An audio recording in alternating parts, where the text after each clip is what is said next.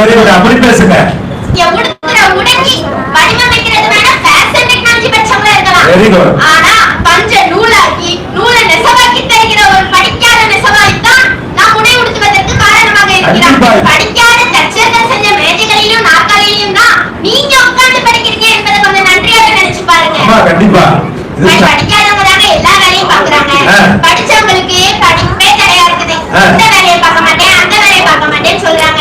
இன்னைக்கு படிச்சவங்க எத்தனை பேர் உடல் உழைப்புக்கு வராங்க சொல்லுங்க. 2 மணி நேரம் ஜிம்ல ஒர்க் அவுட் பண்றாங்க. ஒரு சிலிண்டர் தூக்கிட்டு வர மாட்டேங்கிறாங்க.